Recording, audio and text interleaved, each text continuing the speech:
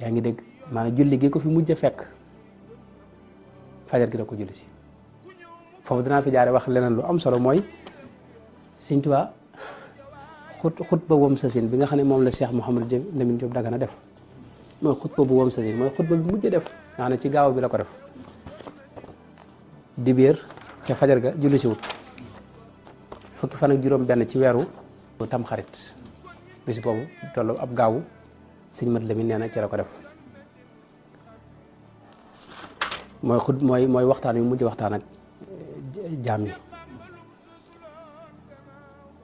wax leen boobu xutba bu gudd la waaye bu am solo la bu mat di bàyyi xel ba mu génnee xam nga dafa wax ne ginnaaw bu mu jullee takkusaan la sëñ Mat Lamin nee na dafa laaj ba mu jullee takkusaan ba noppi dafa laaj moom Sëñ Tuubaa ne tey la ñaata fan ci weer wi ñu ne ko fukki fan ak juróom benn mu ne dénk naa leen ngeen dal te dalal seenu njaboot te bàyyi dox bi tey toog fii ak gàmmu gay weesu bu fi kenn génn walla wax moom Sëñ Tuubaa radiyallaahu anhu warda daa cee teg na nag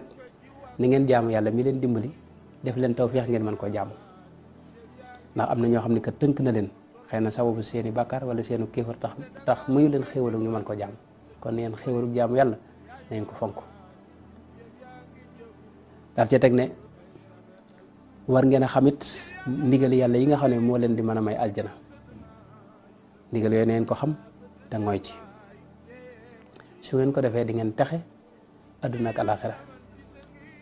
texe koo xam ne texe du ci topp mukk tere yàlla itam xàmmee leen ko te moytu ko ndax tere yooyu kat mooy lii taxa dugg sawara te ku ko moytuwut faw nga dugg sawara daal leen wax ne kat maa ngi leen di dénk seen yitte jëpp ngeen def ko ci ñaari mbir mooy ngeen xam li yàlla digle te di ko def xam li yàlla moytu ngeen di ko moytu di ko bañ a def ne leen ñaar yooyu nag ci la xam-xam yi mbooleem ñi jiitu woon ak ñu mujj xam-xam seeni xam-xam weesut foofu loolu mooy xam-xam yi adduna ak alaxira daa ci teg itam ne na ngeen farlu ci julli juróom ak sarxe ak ñaan daal dellu fatu ba timis ci gaaw bi waa fekk fan juróom benn ci weeru tamxarit ca timis ji ba mu julli see nag la na sëñ Mat Lamin Jóob jàngal alquran suratul baqara nee na mu jàng ba ca muflixoona ja mu ne ko taxawal ne ko loolu de mooy melaw ñi gëm yàlla dëgg-dëgg ñoom dañuy mel ne ay ndab yoo xam ni dañ leen a dañoo ubbi kaw gi suuf gi ñu sakk ko ba dara du seen yàlla da cay def xéewal te xéewal bi mu ci def du senn du seeb du génnaat daal ne ko wéyal jàng mu jàng inna alladina kafaru sawaun alayhim ba ca walahum adabun adim ja mu ne ko ñooñu de mooy yéefar yi mooy seenu melo yéefar yi ñoom de ndab lañ yoo xam ni kaw gi dañ ko